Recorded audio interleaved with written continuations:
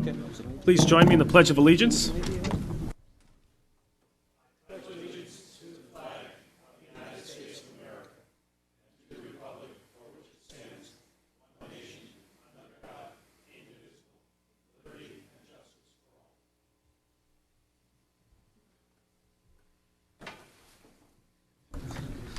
Good evening, everyone. This is the regularly scheduled meeting for the Board of Estimate and Taxation for December 2009. We have a room full of constituents this evening. Must be that day. They must all be celebrating. It is Ed Crummick Day in the town of Greenwich. And tomorrow is Bob Stone Day, so they must all be celebrating. By the way, we missed you at the parade this morning. But for those in the audience, the town assessor, I guess you have to be here, and for the two oncoming BET members, thanks. At least we're not talking to ourselves here, and the finance department always. With that, we have a bunch of items to discuss under new business, but the sort of crux of our meeting is short. And so with our routine applications, let me call upon the clerk, Leslie Tarkington. Yes. Thank you, Mr. Chairman. We have, I move GM1 for GEMS, a release of conditions of $1,606,989. It's moved by Ms. Tarkington. Second. Second by Mr. Mason. Discussion? All those in favor? Aye. Opposed? Abstention? 12-0-0.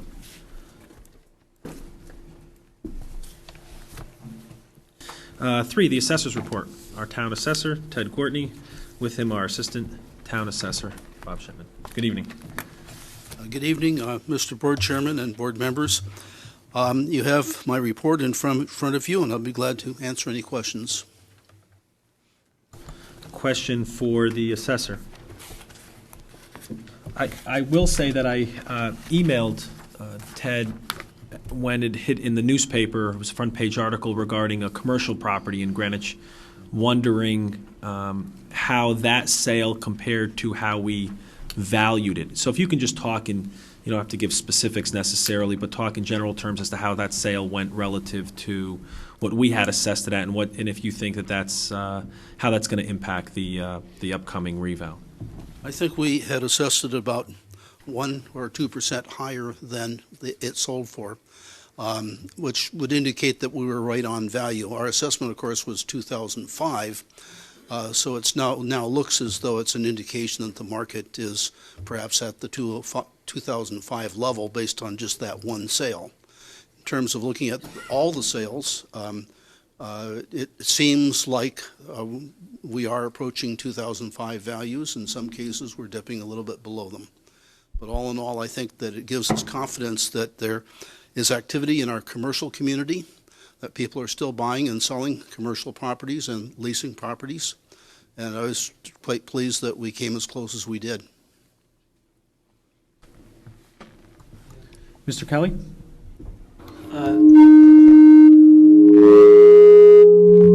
Move it away.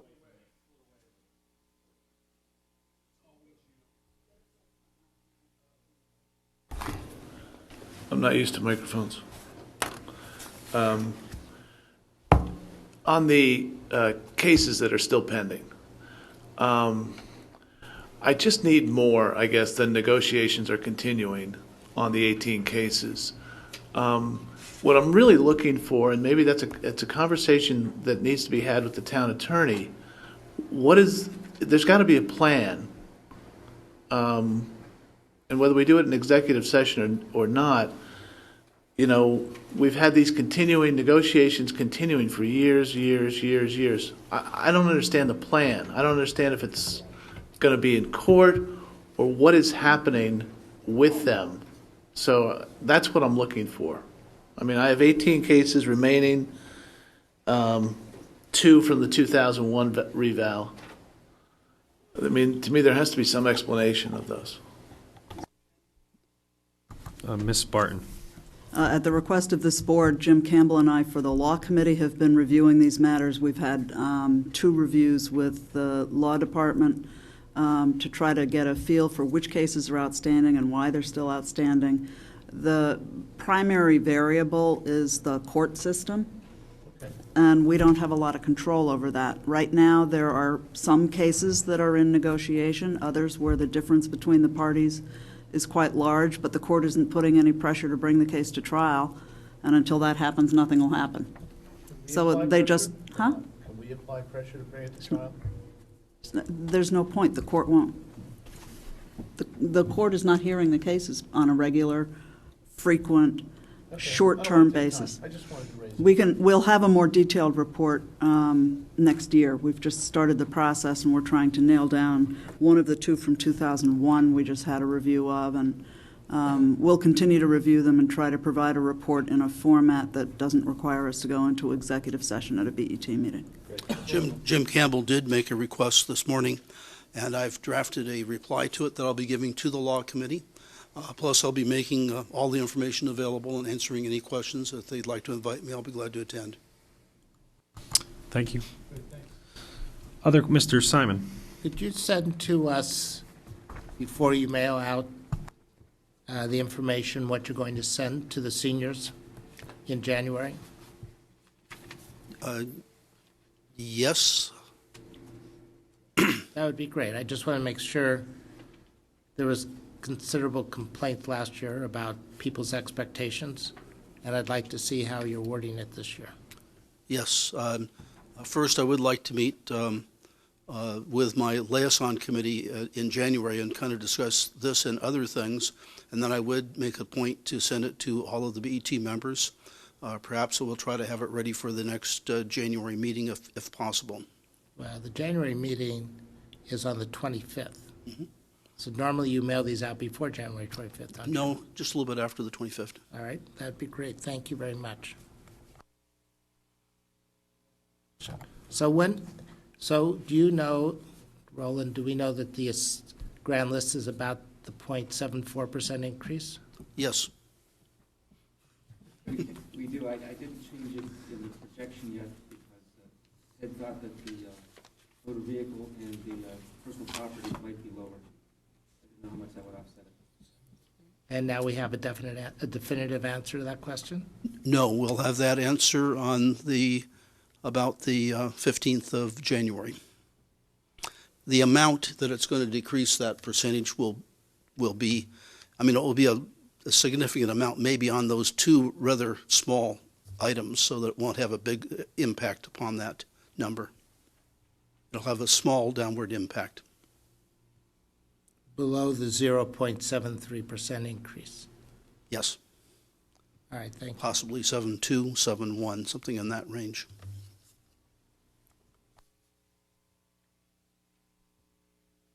But just so it's clear, so we'll put this is more for the finance department, making sure that the agenda for January will have when do we put in there officially the approval of the senior tax credit letter, communication, whatever you want to call it, on the agenda as in old business.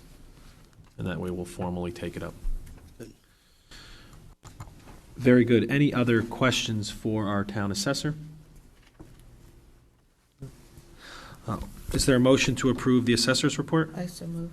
Moved by Ms. Tarkington, second by Mr. Simon. Those in favor? Aye. Opposed? Abstentions? 12-0-0.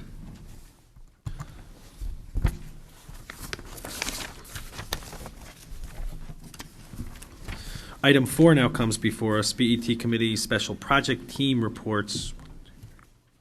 There are 6 reports. Are there any questions concerning these reports? They are, just so that those following at home, the Audit Committee report, the OPEB Trust and Ad Hoc Committee report. There is a resolution that we'll be taking up under new business. The Glenville School Building Committee, the Nathaniel Witherell Building Committee report, Human Resources, and the High School Auditorium report. Questions on those? Okay. Item 5 now comes before us, the Comptroller's report. Our town comptroller, Peter Mynarski. Good evening. Good evening. 2 quick updates on the Comptroller's report. The first one's on the first page.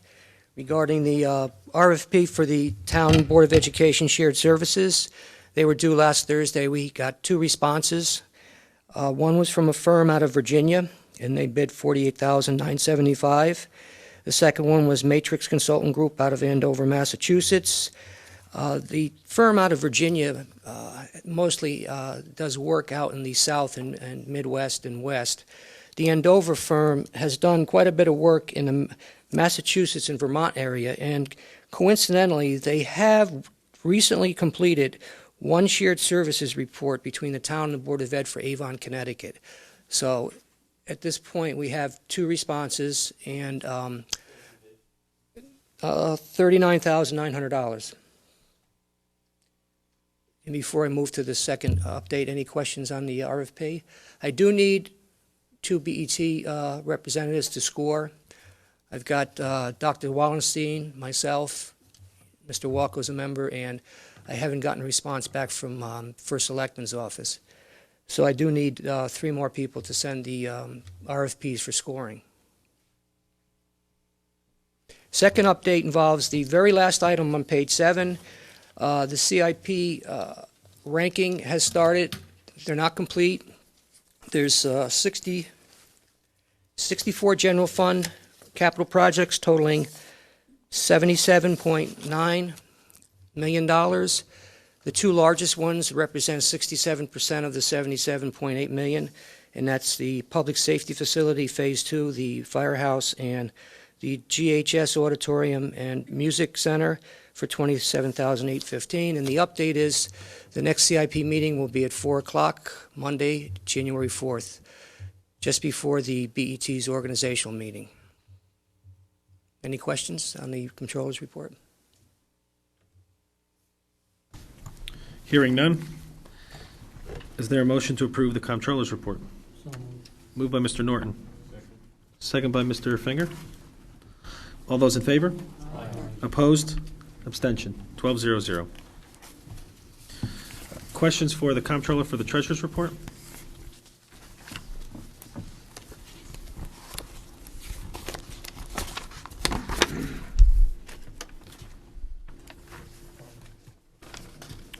Hearing none, is there a motion to approve the Treasurer's report? Moved by Mr. Norton. Second by Mr. Simon. All those in favor? Aye. Opposed? Abstention. 12-0-0. Approval of BET meeting minutes for November 16th, 2009. Are there any changes or corrections? Is there a motion to approve the minutes? So moved. Moved by Mr. Simon. Seconded. Second by Mr. Raymer. All those in favor signify by saying aye. Aye. Opposed? Abstentions. 12-0-0.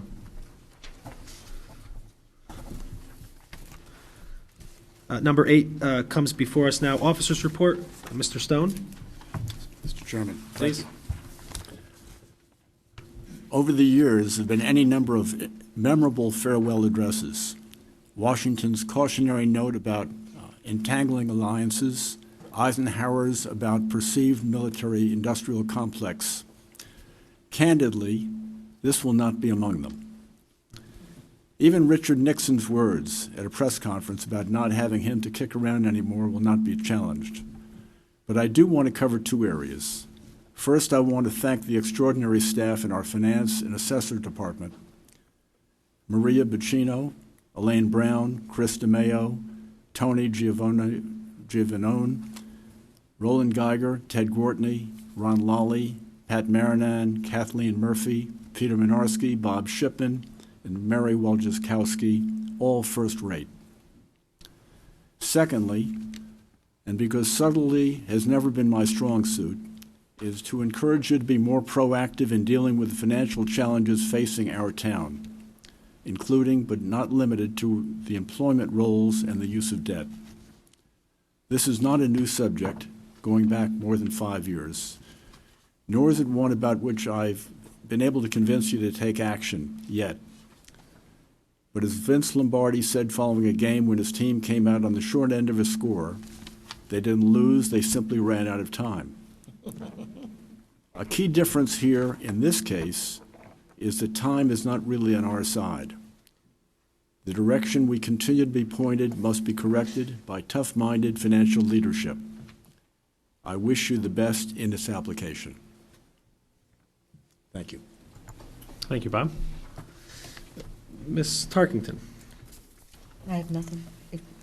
Well, actually, I should thank Maria Bocchino for helping us for the past 2 years, and she's done a great job, so thank you very much, Maria.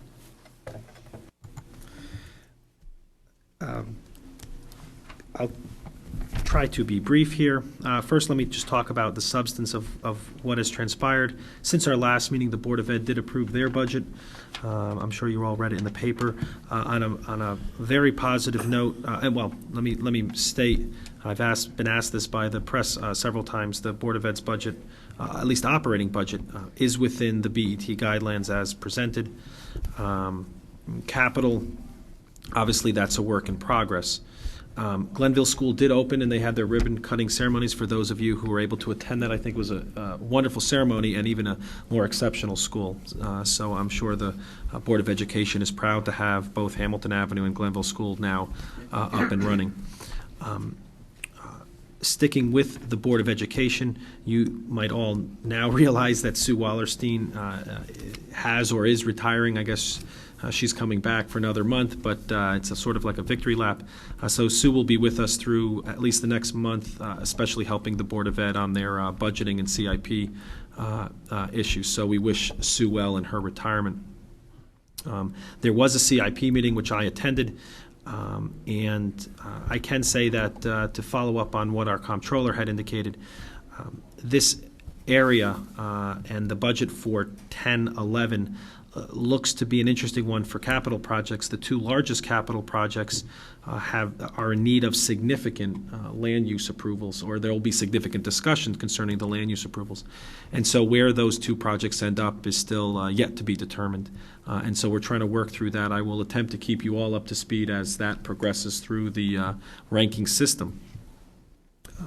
We also had a meeting with HDG. That's the group that's looking at Project Renew.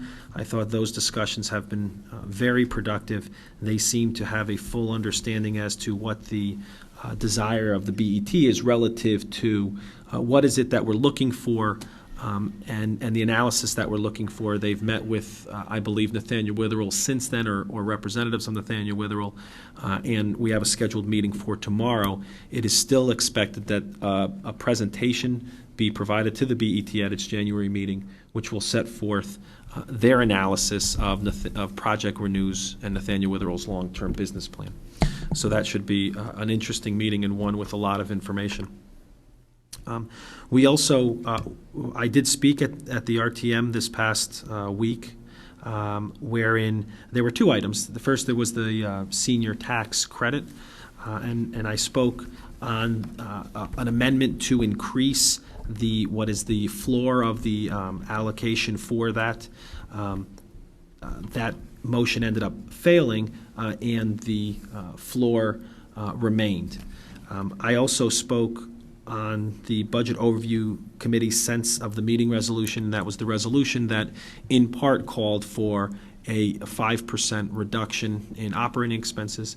While that motion failed, it failed by a vote of, I think, 78 to 97 or thereabouts, 26 votes or so. I think from that standpoint, it certainly sent a clear message that there are many people who are extremely interested in where we head with the budget and what the mill rate projection will be and should be.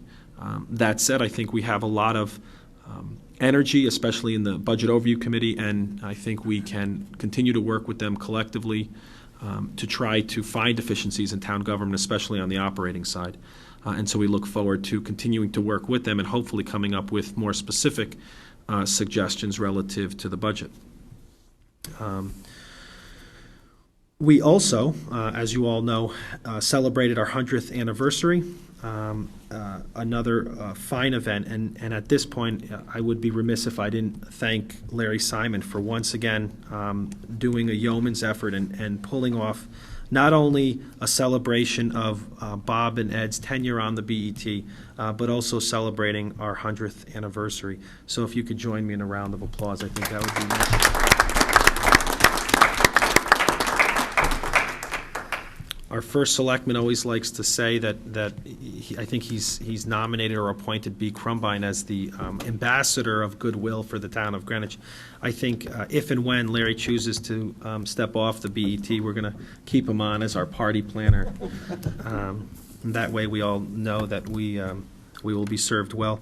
And last but certainly not least, it's appropriate, I think, at this time, and I think we'll also say some words at the end, but to recognize this is not only the last meeting of our term, but also the last meeting for Bob and Ed. They have both served long this town, and they have done so with poise and offered a lot of help in all areas, whether it was both on the Budget Committee, whether it was in former roles on the RTM or in other boards and commissions. And I think what they have contributed to this town is certainly nothing short of amazing. And for that, I would ask everyone to stand and give them the recognition that they certainly deserve.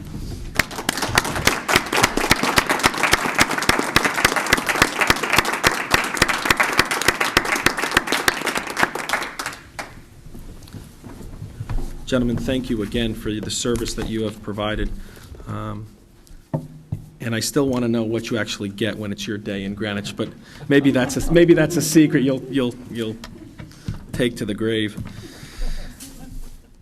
I don't know, my day's not over yet.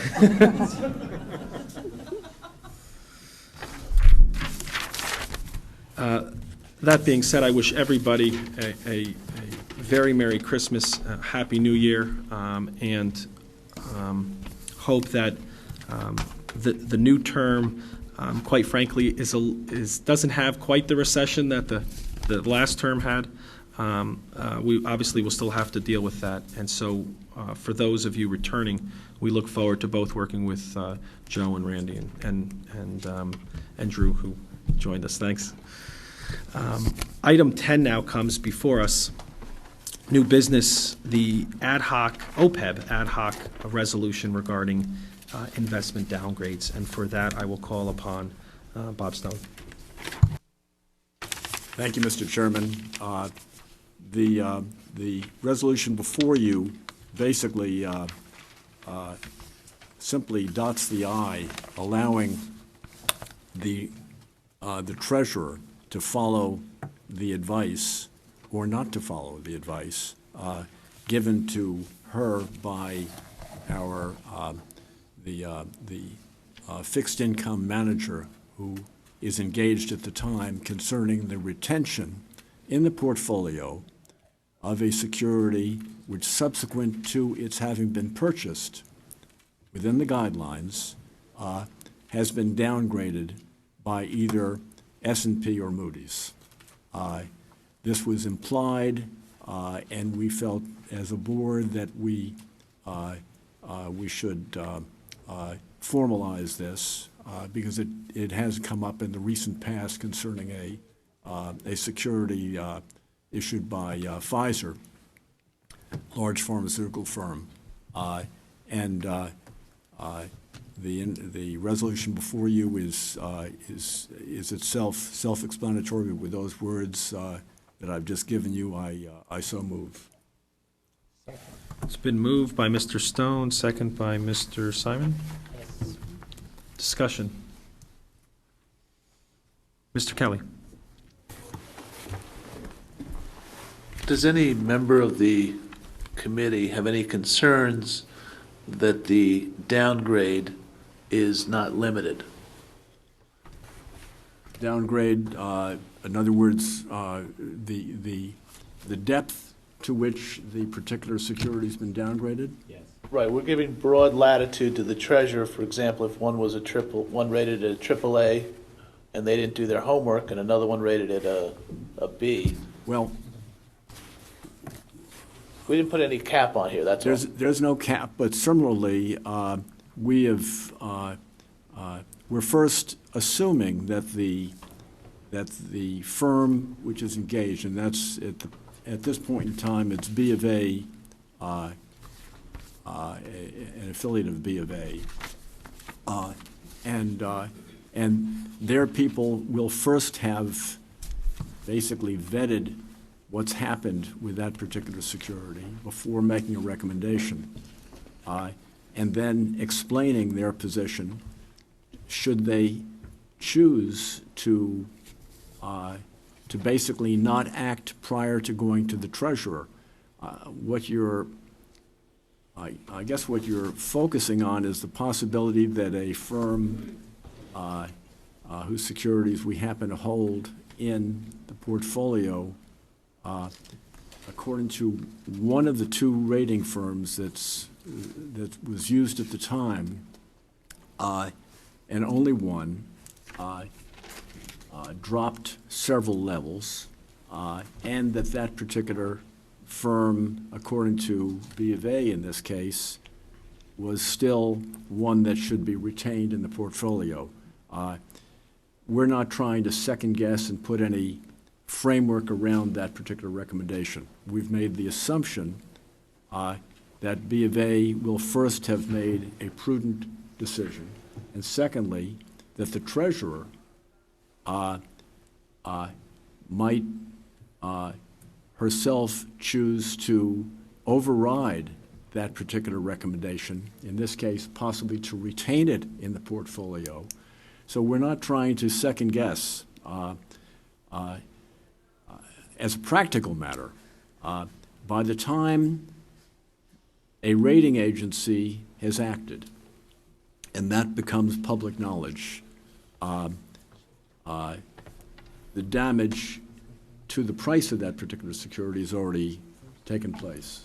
And the idea of retaining it in portfolio is probably somewhat academic. And I guess the idea that we're not trying to add yet another layer of management over that particular thought process, we're willing to give B of A and then finally the treasurer the use of their professional, let's call it their analytical experience. My only question is this: they report to us, so we get the information. We utilize these rating agencies for a reason, and then we are putting forth this resolution, which allows discretion to the treasurer. And the question is, how much discretion do we want to give? And is this sufficiently written that you have no concerns with respect to a substantial downgrade by one of the agencies who we're employing?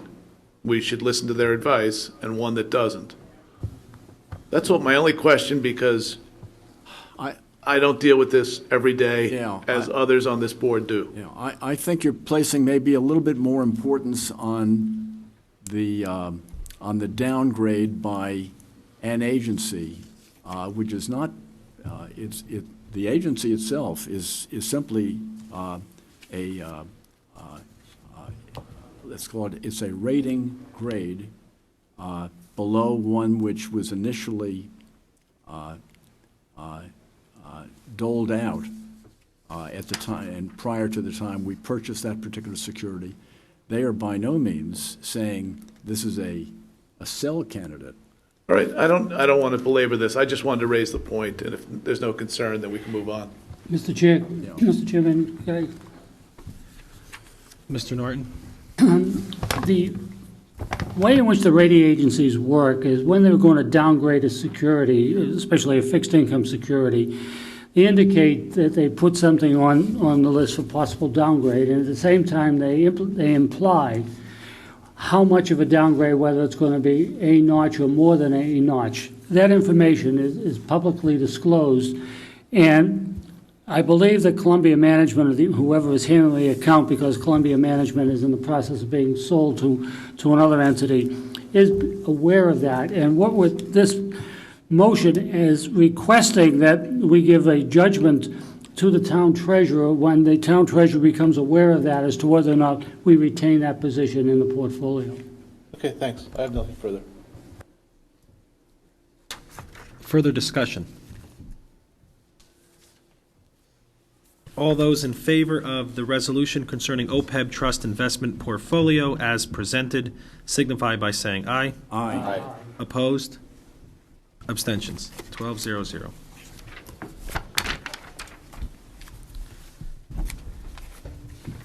Item 2 now under new business comes before us, the credit rating agency usage. I love these titles. Can you, the comptroller?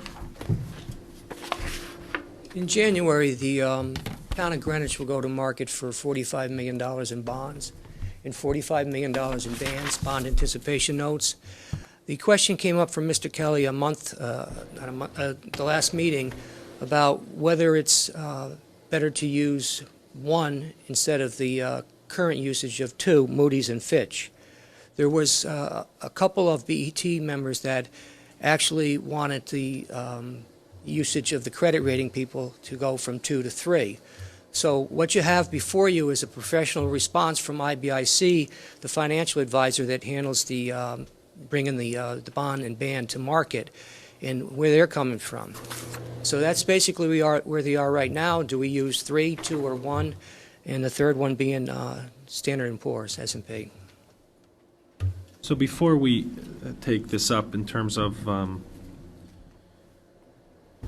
where we are and where we might be, your comment relative to the notion that the third one would be Standard & Poor's, is it a matter of course that the third one is Standard & Poor's, or do we have the authority to choose Standard & Poor's, say, as our first choice and use one of the others, or specifically pick which ones we use other than having Standard & Poor's be the third one? Because there's really two parts to this question. First is how many, but if you decide to select less than 3, then the question becomes which 1 or 2 do you use? The last time we did a bond issue was in, I believe, December of 2003, and we did have a triple AAA from all 3 of them. What happened was we competitively went out to market, and we don't do that internally. The financial advisor does that as far as reducing the rates, and he did reference the fact that we did get a considerable discount on the usage of all 3. When we went to market the second time, they did not bid as low as the other 2. So the answer your original question, I don't really know where the authority would come from, whether it be the controller or whether it be the BET or a combination of both. My recommendation would to at least stay with Moody's and Fitch, and possibly the third one. And I'll defer to some of the comments that are going to come from the BET members, stressing the fact that it'd be more of a benefit to have 3 than 2. I don't know if I answered your question about the authority. I don't know the answer to who actually makes the call. There's a recommendation from the financial advisor. It's before you. I would at least like to have 2 as opposed to 1. Okay. When we did it last time, though, did we specifically recommend Moody's and Fitch, or were those 2 simply the 2 lowest, and we went with the 2 lowest? That's the way they were selected, through a bidding process. Okay. So do we have to take the lowest bids?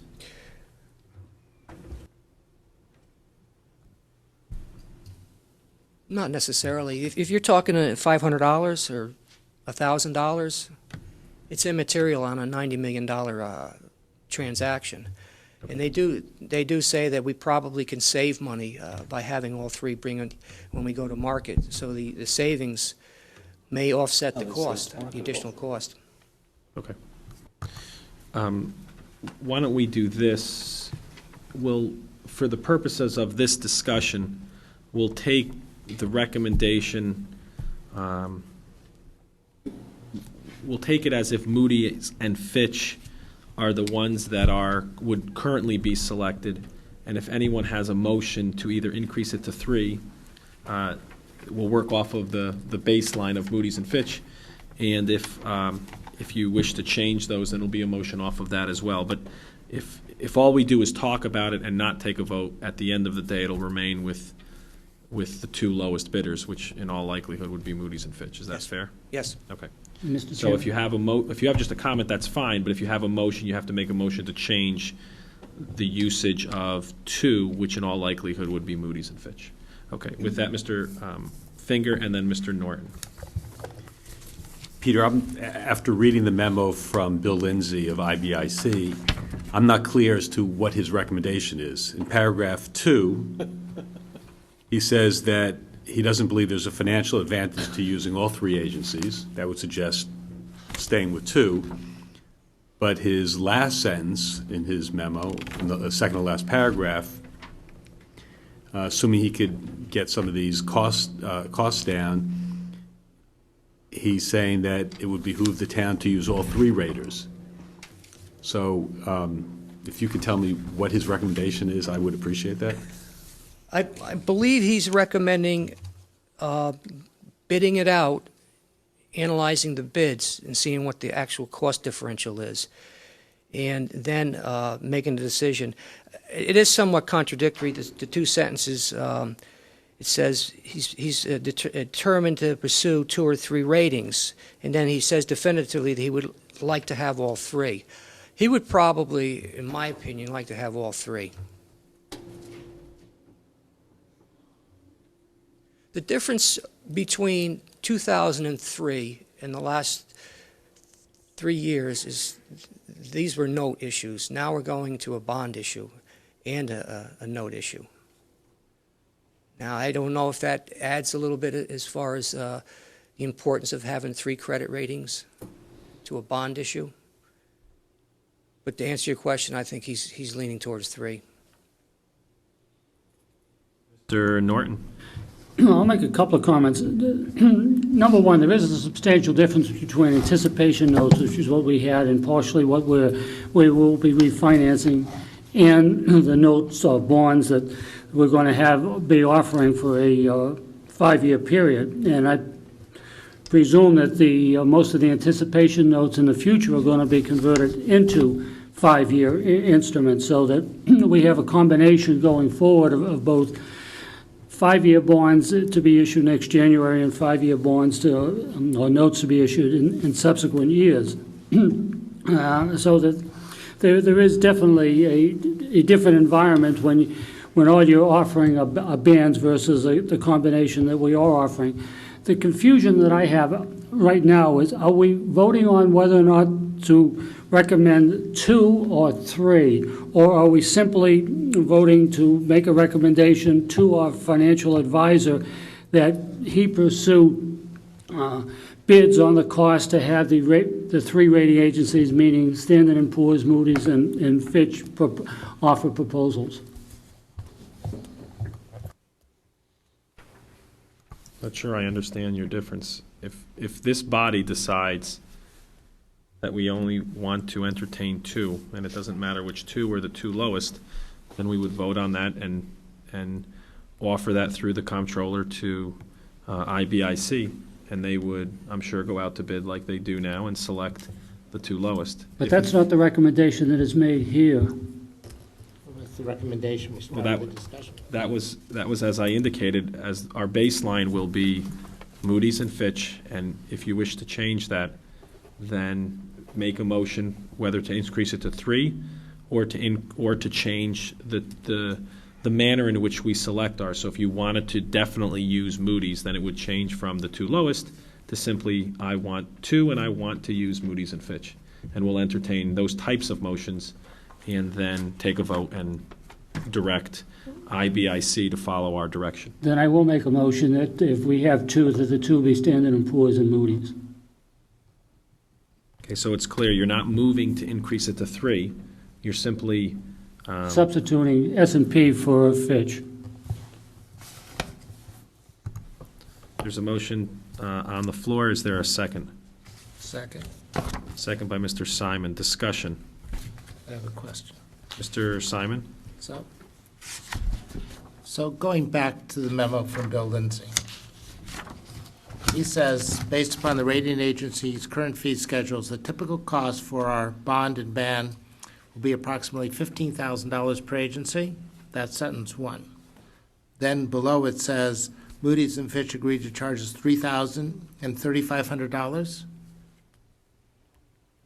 And the last sentence, I expect their fees to be in the neighborhood of $5,000 per issue. And do we have two issues or one issue? Two. I'm issues. having trouble understanding what we're paying here. And my main concern with going to three is that if a rating agency knows we're going to use all three, what's to keep them from charging us $45,000 or an unlimited amount of money, and we've committed ourselves to a bid? And if we say that we're going to do Moody's and S&P, the same thing, you have no leverage anymore. They're going to know this, and they could bid $100,000, and we're committed to doing that. So we lose all leverage. And that's the issue that I would like addressed. I may have no problem with three, but, to commit to that, then you've lost any price leverage. Yeah. The lower cost is for note issues, and the higher cost of $15,000 is the combination of the two, Bands and notes. note and bond. So what is the, The reference to the lower number was an actual bidding process back in November of '06, and there were note what's issues. the last sentence? That's what he's expecting the price to be this time if he goes out to bid. And we have Under- two issues. Yes? So it'd be $10,000 per agency? No, I think it is a little disjointed. I think what he's saying is the $5,000 would be on the note issues, and the total cost would be $15,000. That would be both of them together, and I can clarify that through the financial advisor. So I don't know how we get around the problem of committing ourselves to three and having people charge us whatever they want and being forced to take that, which is now why I like going back to the two lowest.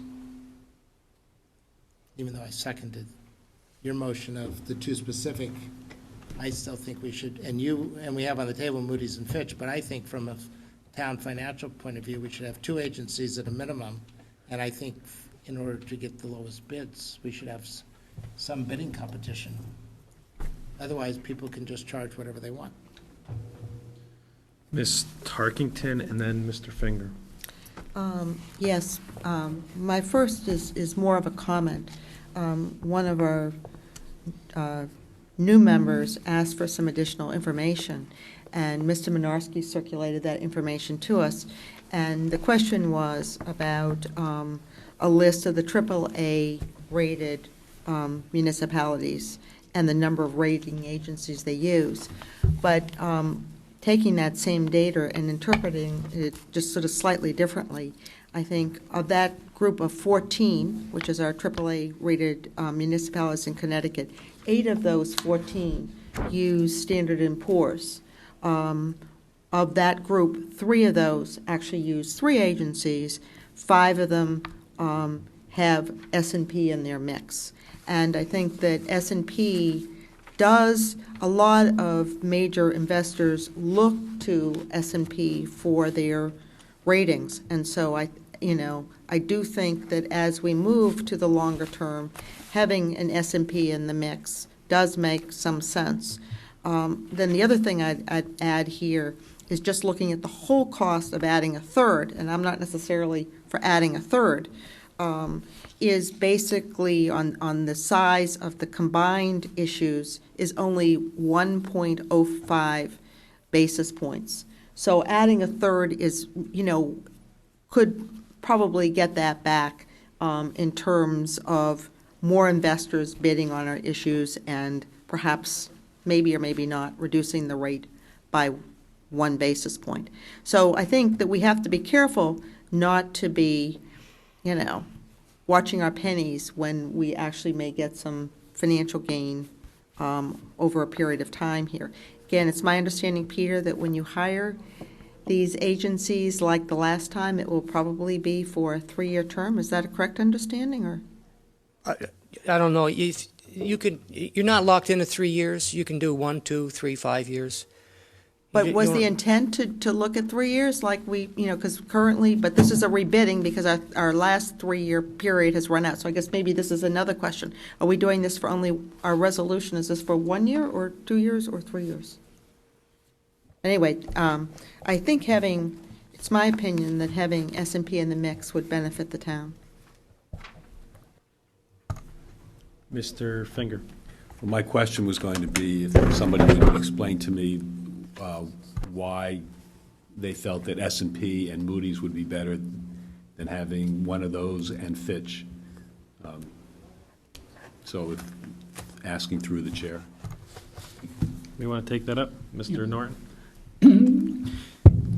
Within the rating community, there were 5 rating agencies, if you include Weiss as the 5th one, but the reputation of each one of the agencies varies. And for fixed income, especially in the eastern half of the United States, Moody's has the best reputation. Across the board, S&P has the best reputation, whether it's for fixed income or equities. And because of the reputations that each one of the various rating agencies have established, that has the ability to attract bidders. And the bidding process is really what we want, because what we're looking for in the bidding process is the spread between the various bidders. And the 2 rating agencies that have the best opportunity to attract, especially with the $45 million in bond notes, would be Moody's and S&P. Mr. Kelly and then Mr. Simon. Mr. Minarski, I wanted to thank you for this report and for taking a look at this. I guess really what I wanted to do was just shine some light on this to look at, what are we doing with the agencies, how many are we employing, and does it make sense? And right now, from what you've said, it makes sense to me to have the 2 multiple bids, and you choose which of the 2, depending on those bids. I think you've done a good job in knocking down the average price from 15 to 3 in this one, and maybe it'll be 5 this time for 2 issues, so $10,000 apiece. I was unimpressed with the memo from Mr. Lindsay. It was more inconsistent than consistent, and I have to note that. And so I was unimpressed with his point that it would add to the marketability of Greenwich bonds. I don't really see a problem with the marketability of Greenwich bonds, from what my understanding is. And it wasn't going to lower our overall cost to add an agency. So I'm fine with the way it is now, with the fact that Mr. Minarski can go out to bid and choose the 2. I think the comments of the various professionals here, with respect to Standard & Poor's and others, should be something you should consider but not be bound by, because that may affect your leverage in who you choose. So that's my thoughts. Mr. Simon. I think my proposal, although we have a motion on the table, would be to go out for bid for all 3. And as long as the prices are relatively close to each other, you don't have an outlier where someone's charging $5,000, someone else is charging $6,000, someone else is charging $30,000, and that you feel comfortable that the prices are close, that we employ all 3. But if you felt that one person was charging us, a gigantic amount of money because they felt we had to use them, then we would give you the discretion to use 2. I just don't want to be, I want to have some leverage left in this process. And, even though Mrs. Tarkington said it's a small amount, she doesn't know what they're going to bid. Okay, so we have before us Mr. Norton's motion, and obviously you've heard about some other thoughts on the topic. I will say that this one is a bit tricky, and it's a bit tricky because on one hand, it's been recognized and obviously occurring that we're looking to decrease not only operating expenses, but there have been layoffs in town. There have been other cost-cutting measures that we've asked other people to endure. We've asked unions to take 0% increases. And while this amount doesn't seem like a lot, and quite frankly, relative to the size of the debt is not a lot, it still begs the question, if if you're not going to get any bang for your buck for the third bidder, why would you do it? On the flip side, if there's even a remote possibility that it helps our situation, then we either would recoup it tenfold, but no one has that crystal ball. And I think from what I'm hearing, the conventional wisdom would suggest that we haven't had a problem with attracting investors, and this memo certainly doesn't suggest that we're going to receive any more bids in this arena, whether it's 2 or 3. So I think because of that, I think that is what I think a lot of people on this board are thinking in terms of using 2 or 3. Certainly, that's what I've heard people talk about. But interesting dilemma, and obviously everyone trying to just figure out if spending the additional 10 or 15,000 is worth it long term. But with that, are there any other comments relative to Mr. Norton's amendment? And then obviously, if it fails, then we have some other motions that I think will be offered. Hearing none. What was the motion? On Mr.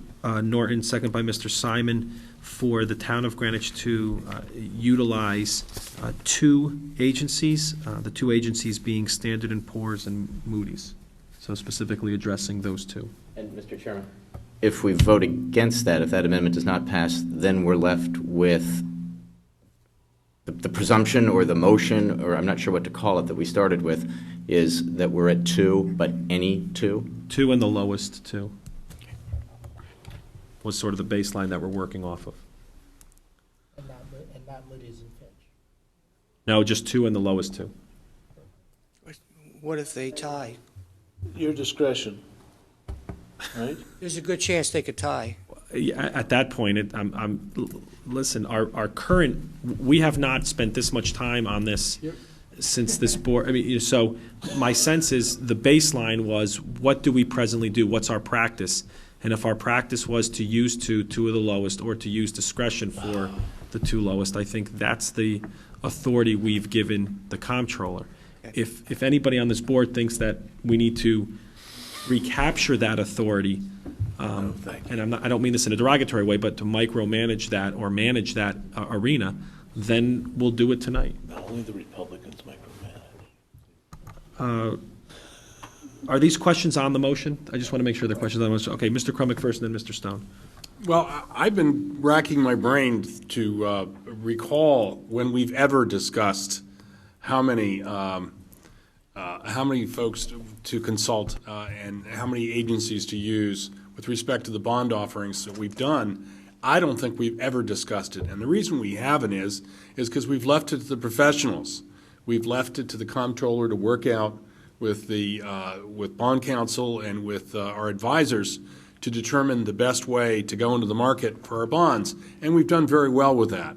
I would submit that this may be micromanaging, and that what we have done in the past is to leave it to the discretion of the comptroller, advised by our advisors and our bond counsel, to determine the best way to go to the market, and that we should not get involved in this to this extent. Mr. Stone. Well, the process started, and having started it, I think we now have the onus is on us to give direction to the professionals to change from the existing preset course of using Fitch and Moody's, and adding, instead of Fitch, or in addition to Fitch and Moody's, adding S&P. I think there's been some confusion as to whether there's a financial benefit to the town. There's certainly some apparent front-end cost, but whether there's an overall financial benefit that is yet somewhat unclear by adding a third rating agency. And I believe the motion before us now from Mr. Norton is to substitute Standard & Poor's in any case, and adding either Moody's or Fitch. And I think Mr. Simon, in spite of the fact that he seconded the motion, came up with the correct observation. That would mean that we're quite likely not to get the lowest possible bids from those respondents to the RFP.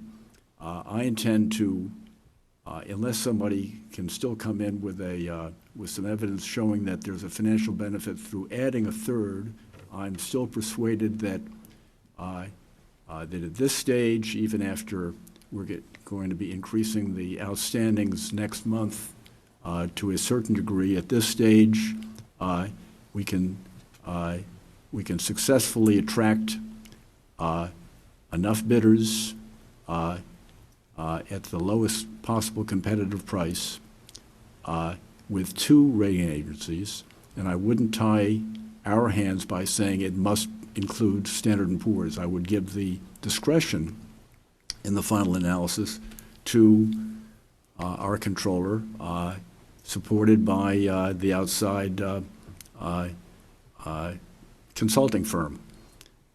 So at this stage, I would be voting against this resolution and come in with a substitute resolution to put it out for bid, including all of the outstanding, I guess there are 5 agencies out, inviting all of them, and to going with 2 of the lowest bidders, respondents at that point in time. Mr. Kelly. I think it's only fitting that on their last day, I would strongly agree with Mr. Stone and strongly disagree with Mr. Crummig's comments with respect to micromanagement. I don't believe it's micromanagement to ask someone to explain the status quo. It's what action you take after you have that explanation that may lead to micromanagement. So I think the question was properly asked. It was addressed by Mr. Minarski and his consultant, and now we have to take whatever action we deem appropriate. Further comment? All those in favor of the Excuse me. Mr. Crummig. My comment is as follows, that I think that they should go out to bid, and I think the bid should be received and analyzed, and then our professionals, the comptroller, advised by our agent, advised by our bond counsel, should make a determination of which agencies it is in the best interest of Greenwich to have rate our bonds. And here we're sitting, and you guys are, I'll pardon the phrase, but micromanaging something that would be better left to the discretion of the professionals upon receipt of the bonds, and not just sitting here and saying, the bids, and not just sitting here and saying, well, they should go to the 2 lowest, but we need Standard & Poor's, and we need this. This is why as we're sitting here, we're getting tangled up in something that, frankly, I don't think we should be tangled up. I think we should leave that to the professionals. Further comment? All those in favor of the Norton-Simon motion, which is to direct the comptroller to select Standard & Poor's and Moody's to be the agencies. All those in favor signify by saying aye. 2? Opposed? Abstentions? 2, 10, 0. Okay, so let me just reiterate for clarity purposes only. The current position is the position that remains and will remain, and that is that the comptroller, through the agencies, through the consultants, would select the 2 lowest bidders involved in the process. Mr. Chairman, is that a motion? Is that moved? No, that's what we currently do. That's the default. That's if there are no other motions and we move on, that's what will take place at in the next couple weeks. Mr. Raymer and then Mr. Finger. While I have no objection to that, I would like there to have been the latitude to our controller to accept 3 bids when the bids come in, the 3 bids are low or attractive in the judgment of the controller with his advisors. So I'd like to extend to the controller the latitude to not limit himself to 2 bids if that's, in his judgment, is what he thinks is best for our town's bond issuance. Moved by Mr. Raymer, Second. second by Mr. Krummick. Mr. Finger, do you want to speak to this, or do you want to wait, or do you want to? No. Okay. Ms. Barton. I'd like to speak to it just to make the point that I don't think if the purpose of the current motion is to leave the process to the discretion of the controller, I don't think we should require him to take the 2 lowest bids. We do not know who those agencies are going to be, and we don't know if they would be as reputable as the ones we have today. The purpose of having advisors and a controller is to get the best possible rating agencies when we go to market. These are going to be significant issues, and I just don't think we should be constraining that discretion by a vote here in any way. So I don't know if that's the purpose of, I don't know if that's what the motion is, that they have to accept the lowest 2. If that's the motion, then I would oppose it. That wasn't the motion. That wasn't my motion. My motion was to leave it to the discretion. I mean, let it be my motion that I believe that we should be using at least 2 bond rating agencies. That seems to be the clear advice before us, that at least 2 is necessary. But my motion is to leave it to the discretion of the controller and his advisors, hiring at least 2, but which are the 2, or whether he hires, in fact, a 3rd when he's seen the bids, I think is an appropriate exercise of discretion by our controller. And I was not limiting it to the 2 that we have now. I was only asking that it be at least 2. Mr. Finger. With that clarification by Mr. Raymer, I would concur with what he said and wants to include in that motion. Okay. I have one comment. Mr. Simon. Yeah, I think it's not clear that the first bid that we went out on 3 years ago said we had to give it to the lowest bid. And it may just be that these turned out to be the lowest bids, and we gave the controller and the bond counsel discretion as to which agencies to choose. And so I think it's that same discretion that we want to give them during this process, which is really the gist of the previous conversation, and not require the lowest. You could. Not sure what it'll do for you. Any other comment or question on this topic? Just to clarify, so that everybody fully appreciates this motion essentially indicates that leave it up to the discretion of the comptroller through bond counsel and the consultant IBIC to select 2, but up to 3 agencies at his discretion. In sum and substance? Fair enough. Okay. Comments?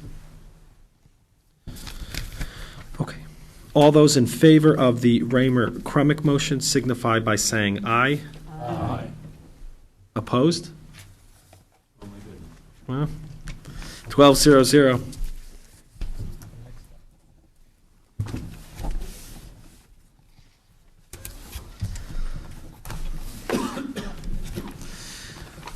Item 3 under new business now comes before us. Approval of the comprehensive annual financial report, federal and state single audits and management letter for the year ending June 30th, 2009, otherwise known as the CAFR. I'll move it just to get it on there. Is there a second? A second, Mr. Chairman. Mr. Noren, you have a comment? No, I want to address this.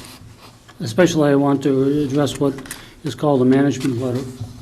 Okay. Mr. Noren. I want to bring everybody's attention to 2 items in the management letter, which are a total of 11. And all but two of the items actually have been resolved. And the first item to which I want to bring your attention to is item 5, which is interest earned on education grant funds. And the thrust of my comments here are requesting of the controller whether or not he has received an answer from the Connecticut Department of Education. This is an issue. There's approximately $400,000 that the town has received interest on grants that we have received from the Department of Education, and the issue here is whether or not that money has to be returned to the state of Connecticut. At the recommendation of Bloom Shapiro, they gave me the name of a contact with the state of Connecticut. As it turns out, the person's in charge of internal audit. I believe there's a Democrat and a Republican up there. They responded to me to provide a detailed explanation of what makes up the $400,000. And we responded back to them that that money's been accruing over 20, 30, or 40 years. What has happened is over the last 3 or 4 or 5 decades, the town of Greenwich, when they get grant proceeds from the state of Connecticut, was putting them in an interest-bearing account. And as they would spend down the proceeds from the grant, they would do one of two things. They would usually return the unspent portion, or in some very rare occasions, they would overspend the grant by small amounts and would be required to return the money. But the money was accruing interest over these tens of years in an amount of $400,000. So their response to me was to provide a detailed explanation of what's in there, and I can tell you right now we can't. So I responded back to them to tell me what state statute applies as far as who can keep state interest accrued, not unspent grant proceeds. So there's at least 3 or 4. I asked, can we return it to the general fund? Can we return it to the Board of Education in the form of reprogramming existing grants and supplementing them? And then if the answer is no to first two, do I have to return it to the state? And I want to have from the state of Connecticut the statute that applies that says that I have to return these monies. So that's where we are right now. We haven't come to a conclusion. Thank you. And the second item that I want to address is on page 5, which is a prior year findings involving the Munis financial management system. This is still an unresolved issue, which the audit committee thought had been concluded and resolved, but it has not been resolved, and we're attempting to resolve this with Bloom Shapiro. And on behalf of the audit committee, we want to move to have the full BET accept all 4 reports, both the 2 state single audits, the management letter, and the capital report, the comprehensive annual financial report. Further discussion? All those in favor signify by saying aye. Aye. Opposed? Abstention. 12-0-0. The last item under new business now comes before us. I would note that well, why don't we just put this before us, and then we can chat about the wording of the agenda. But the Retirement Board actuarial assumptions fiscal year 2010, 2011 to 2012, 2013. Mr. Mynarski, are you going to present this to get it off the ground? I'm going to open it up with some remarks and maybe ask on Mr. Simon and Mr. Norton to say a few things because they were at the meeting. The Retirement Board met last week. I know that you've all heard over the last 12 months or so that the town contribution for the Retirement Board was going to spike. There's been numbers out there of 14 million up to 15, 16, 17 million. What happened is the actuary came and gave us preliminary findings on where we stand under various actuarial assumption changes. Basically, and this is going to get somewhat complicated as we use different terms, and this might constitute a first reading. We currently use an 8.5% discount rate, 5-year asset smoothing, and there is not a authorization to use a particular asset smoothing corridor. And what they're doing is the actuary is recommending that we phase in the discount rate to an 8.25, which is reflected in the resolution in the first year, meaning July 1st of this year for the 10-11 year. That's July 1st, 09 actuary report, which is impacted in the 10-11 budget, and then phasing that down to 8% in year 2, and continuing the asset smoothing of 5 years, which takes in volatile jumps up and down in the fair market value of the assets and smooths it over 5 years. The corridor simply gives you the range, plus and minus, and the recommendation being 70 and 130%, meaning that you can't go over 30% of the fair market value or below 30% of the fair market value, depending on which way the stock market is going. The impact on this is the contribution would be $10,700,000 for fiscal year 10-11, which is quite a few million below the 14 that we had in the original mill rate calculation when we were doing the budget guidelines in September and October. So that basically is it, and maybe if Art or Larry wants to add anything in support of this. This was a lengthy conversation that we had at the pension board. The recommendation is reflected in the resolution. The recommendation of the retirement board is reflected in this resolution. Okay, before we begin the discussion on this, I know the agenda states approval of this. Clearly, this is an important item, an item that even the smallest of changes impacts the town's budget greatly through its pension contribution. My suggestion would be that this, in fact, be a first reading, allow people, members of the board, to digest what are 5 resolved matters, and that we vote on this in January. That's not to say that if there is consensus and we vote on it today, that we automatically shouldn't. But just to throw out there, my preference on this is an important issue. For many people, it's the first time reading it when we receive the packets on Friday, and that this is not something that we should take lightly or not fully vet.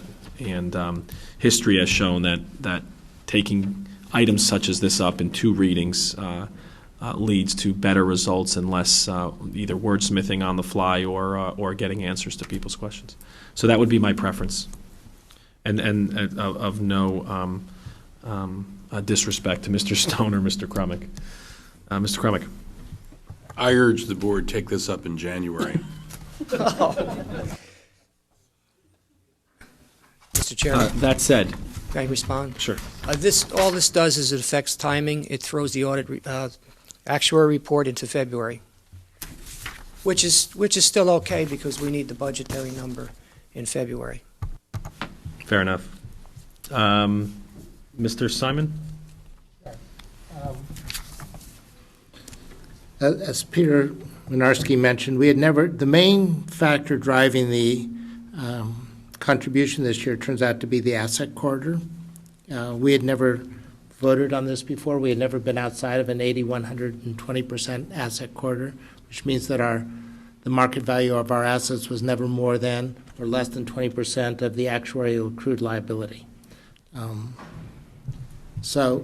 in light of, if you read the literature, in light of what happened in 2008, a lot of people are recommending that we go and expand the corridor temporarily, which is what we proposed, and then reducing it from the 70-130 back down to the 80-120, which I believe is fiscally prudent, and I think the board should actually take a formal vote on the asset corridor, which we have never done in the past because the issue never came up.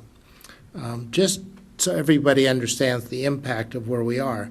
If we continue to use the existing asset corridor of 80% to 120% with the current discount rate, our contribution this year would be $12.9 million. And if the only thing we vary is the asset corridor to 70-130, then the contribution drops to $9.6 million. Because the difference is that we're currently at 67% of our market value assets are 67% of our actuarially accrued liabilities. So if you're amortizing 3%, it's a small difference. If you're amortizing 13% of our liabilities, that's $40 million over our 24-year period. That's like $1.5 million. The math doesn't work right, but that's the concept. We talked about this at great length. There's two objectives here that the board wants to do, and which I concur with. One is reducing our long-term discount rate that the retirement board uses from 8.5 to 8. I think that's a more realistic number. At the same time, reducing the inflation rate from the current 4% to 3.5%, and that really is supposed to be a proxy for the wage rates that we're giving to employees, and we're not really giving wage rates anymore in the 4% or 3.5%, but lower. So that's goal one, which is to reduce that discount rate, which everybody would see, which I feel from a town's financial point of view to be very prudent and something we should do. I think an 80%, 120% corridor is something the town should have as a long-term corridor, and forces us to do the funding that's required to keep the plan fiscally sound and within tighter actuarial limitations. So I'm supporting that. I think the main difference is whether or not we get there in 1 year, 2 years, or 3 years. And keeping the 5-year asset smoothing. There was a talk about increasing the asset smoothing to 10 years, but that again enables you as a town to go further from the real liabilities that you face, and I'm in favor of the 5-year smoothing, which forces us again to be more, to fund more in terms of what our liabilities are with our assets. And so this provides, every town suffered a very difficult year in 2008. This provides us a 3-year transition to get back to where I think we should be at the 81-20% corridor.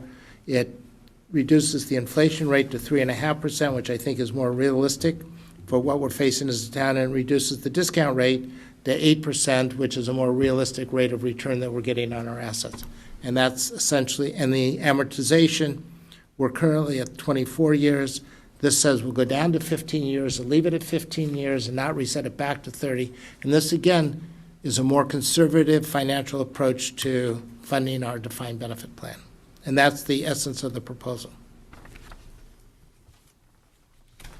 Mr. Mynarski, I note at the beginning of the memo that the retirement board vote was 3-0. Were the other members just not present? Correct. They were there and left. Well, one was there and left, and one never came. No, They both left early. Kevin.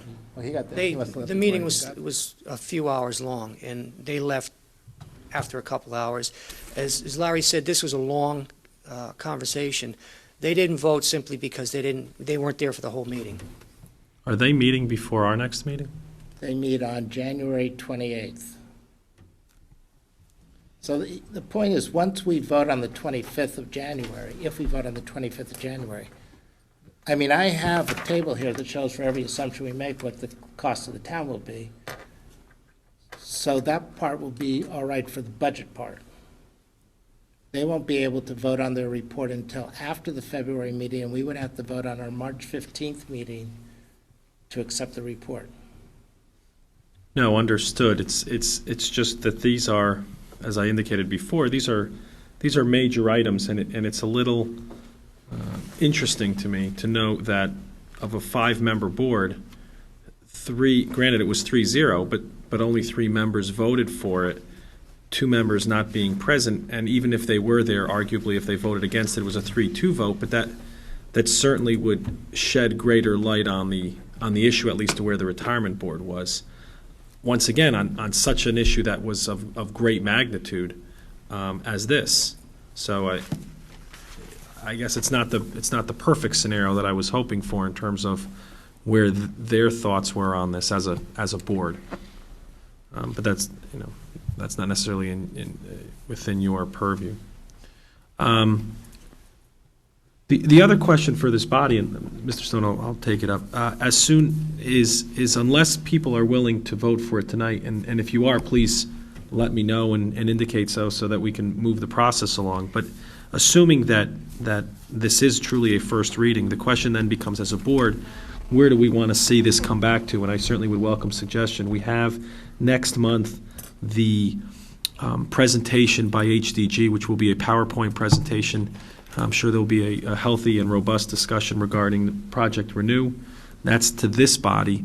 There's less to the Budget Committee if that's where you wanted to have the discussion. But once again, think about that as this discussion unfolds. And if you have suggestions as to where you would like to see this back and your question answered, even if you don't have necessarily the question right now, but if you thought you were going to want to be in a discussion about this, where you would ask that question. With that, Mr. Stone and then Mr. Raymer. First, I think it's a good option to defer this for 1 month, to use tonight just as a first reading. I hope during this next month there can be some additional light shed on this, including, not limited to, but certainly including some information as to where other boards might be on some of these issues, particularly the assumed rate of return and the inflation rate. I think we have the ability to go out to other towns and also to other not-for-profits, Greenwich Hospital, for example, to find out where they are themselves and to get some guidance. My instinct is that the move to reduce the assumed rate of return from one which over the last several years clearly has not been realistic, down closer to 8% would seem to be a move in the right direction.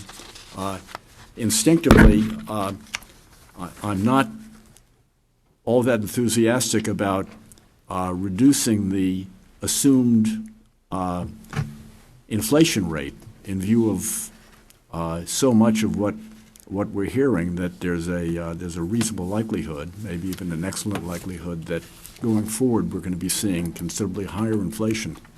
So I'm not sure that would leave that board and therefore the town is well positioned as we ought to be. That being said, I wish you the very best in coming up with a good decision next month. Mr. Raymer. I have huge respect for my colleague, Bob Stone, but I feel a little differently. We had the benefit, some of us, to review this with care with Mr. Simon. And so speaking just for myself, I feel that I understand each of these items and I'm comfortable with them. I have no objection to voting on them a month out if that's the preference of the body. But speaking just for myself, I'm also fully prepared to vote today in favor of these resolutions, each of them, if my colleagues are similarly disposed.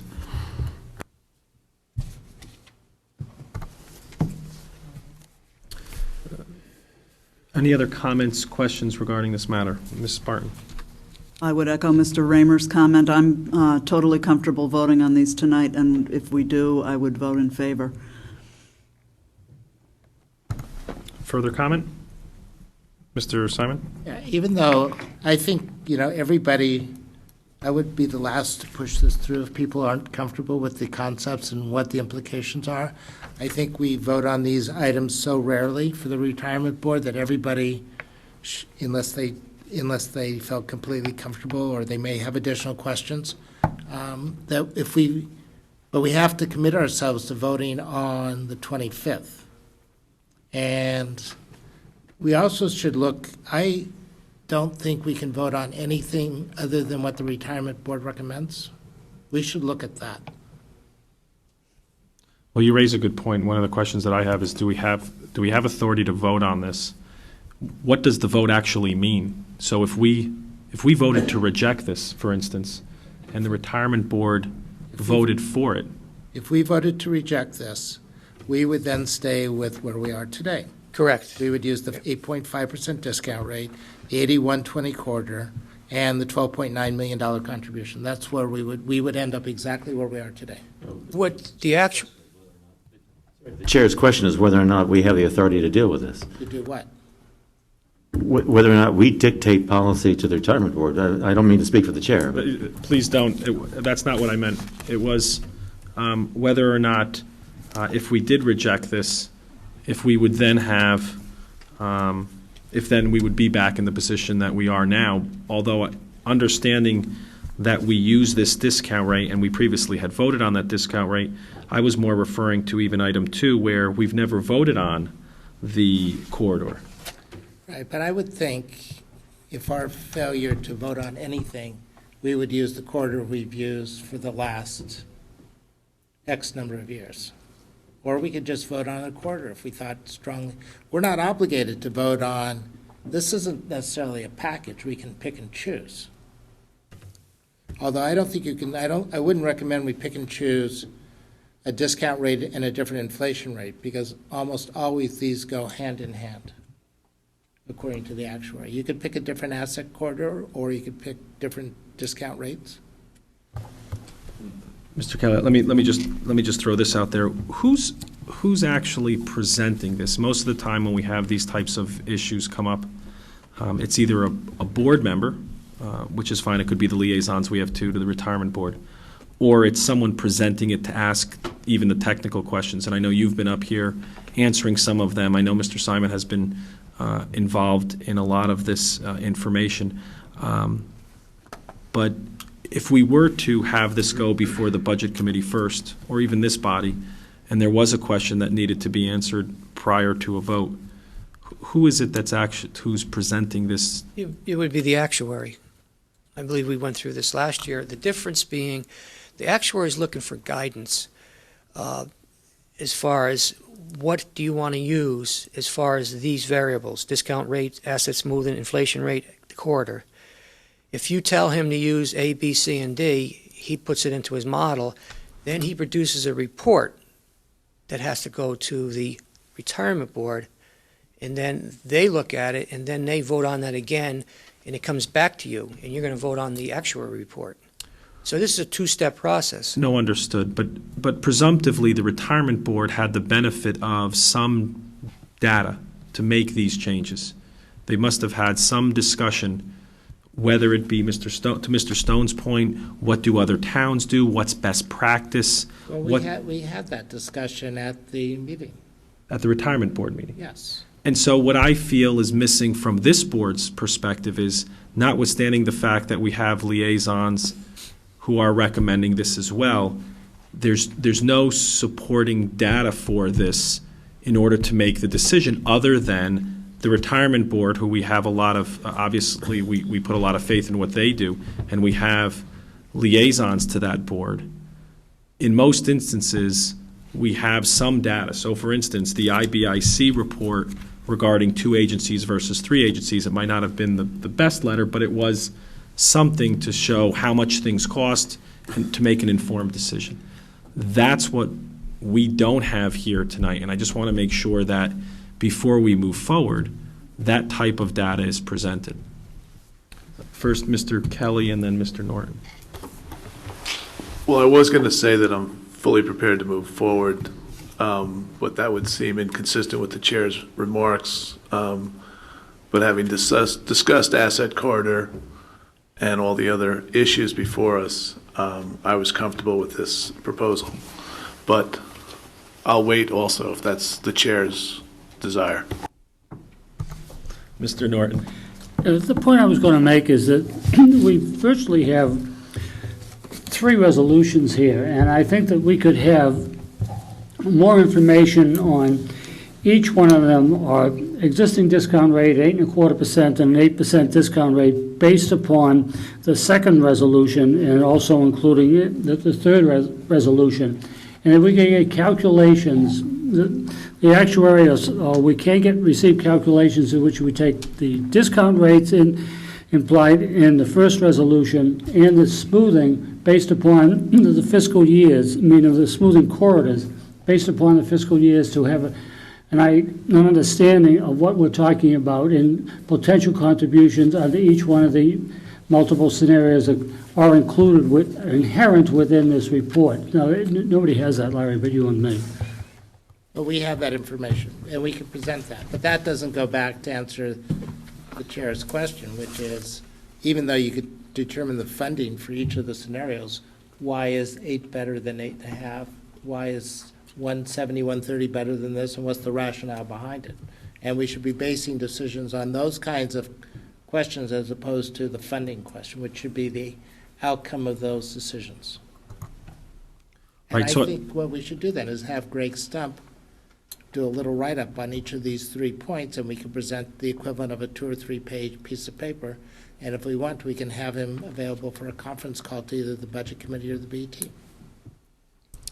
And actually, I think unless somebody has a rationale for doing it differently, I'd prefer that discussion to happen at the Budget Committee level, so that if there are either follow-up questions or changes to be made, we're fully prepared to just vote on this at our January meeting, which, as I've indicated, I'm trying to focus on HDG.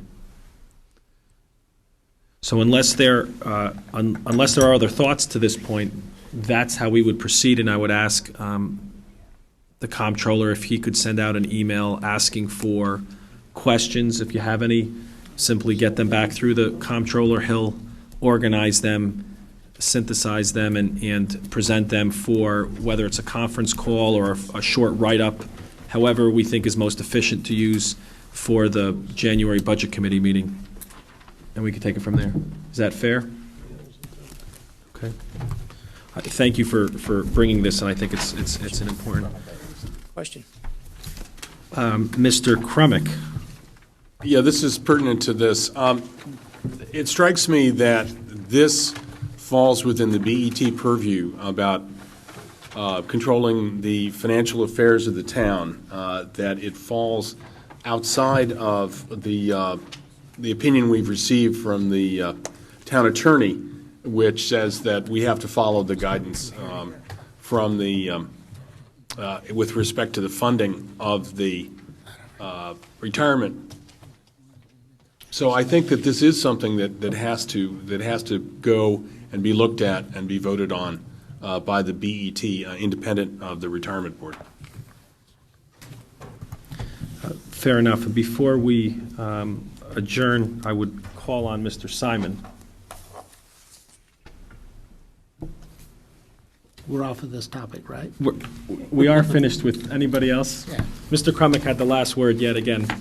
Well, he hasn't had the last word yet, but my proxy will be back in 2 minutes. Maybe Mr. Crumick would like to make his farewell speech before I give him my farewell toast. Because his speech will be very long, and my toast will be very short. Mr. Crumick, you have the floor. All right, I'll try to live up to your expectations. After 14 years on the BET and a total of 25 years of volunteering in town government, it is time for me to say farewell.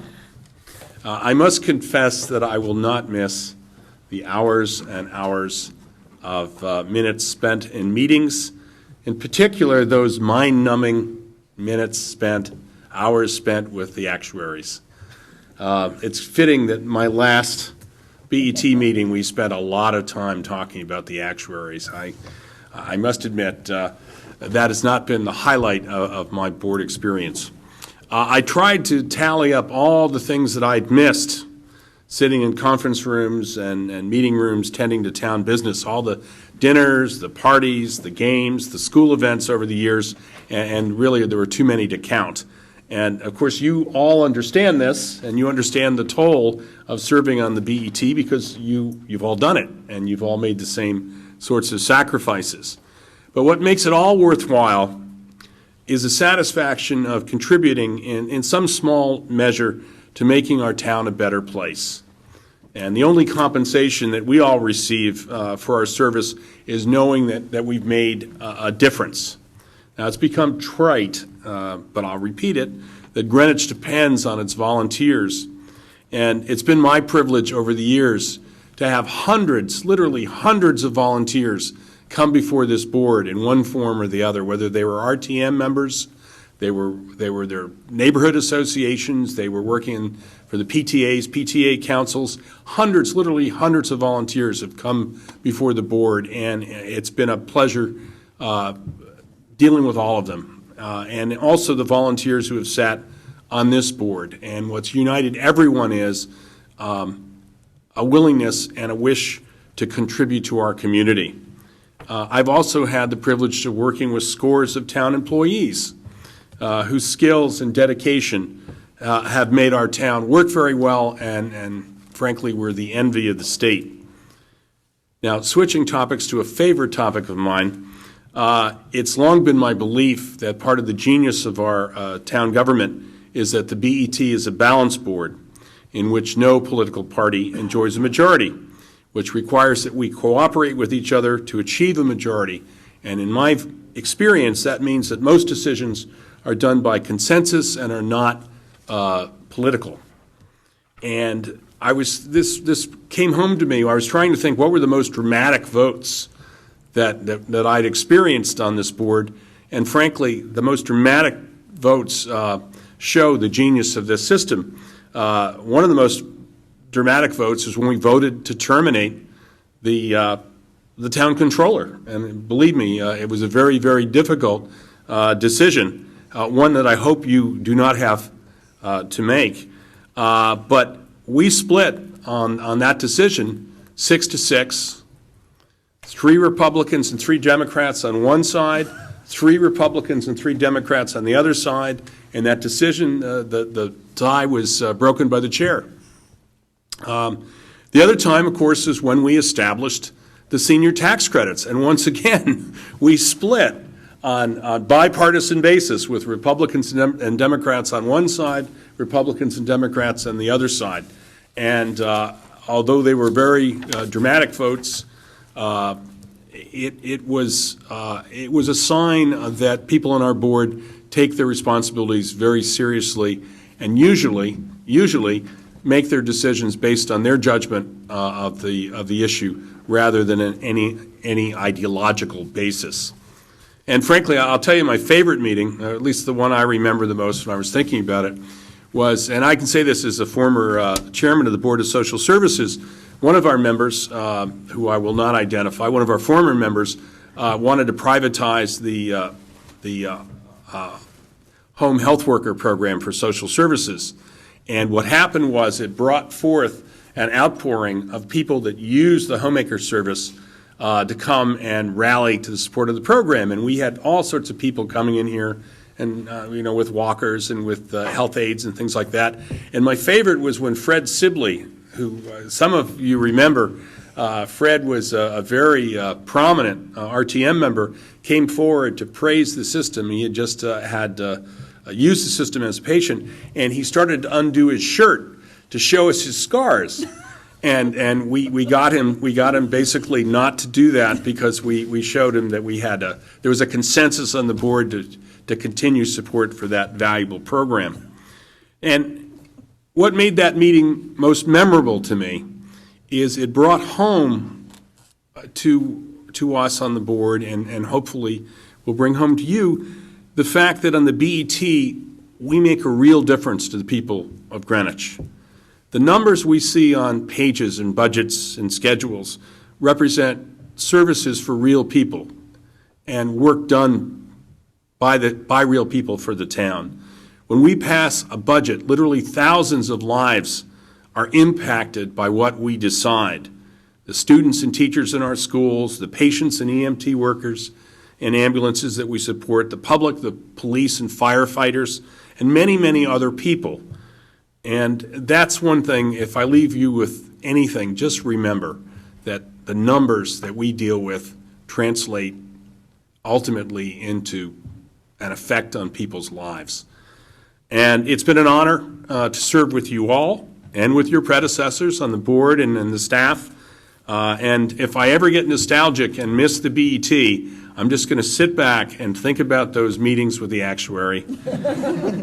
And I wish you all very well.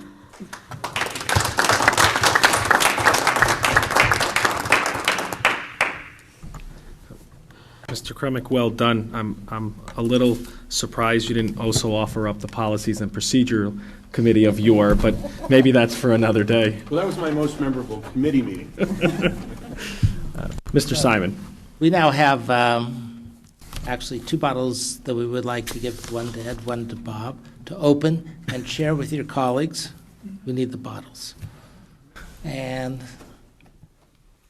every term should end with a celebration of all the hard work we do, all the time we put into this, and all the good things that we're able to achieve. We couldn't do it without you, and we will miss you dearly, and we appreciate everything you've done for the board and for the town. If you need help opening the bottles, since we brought the glasses, let us know. By the way, I do want to point out that it's particularly appropriate on Edward Thaddeus Crummock Jr. Day that the wine is from Alsace, which is also where my family is from. I don't know what traditions they have on Bob Stone Day. That's tomorrow. Well, once again, gentlemen, thank you both for your contributions. I'm sure that the viewers in Channel 79 won't appreciate the celebration as much as the people in this room and the amount of hours that are spent. But thank you again. And with that, just so that there's some closure to the actual meeting, is there a motion to adjourn? Mr. Kelly, Mr. Raymer, have a very, very wonderful and happy New Year, and to the two of you, Godspeed. Good night.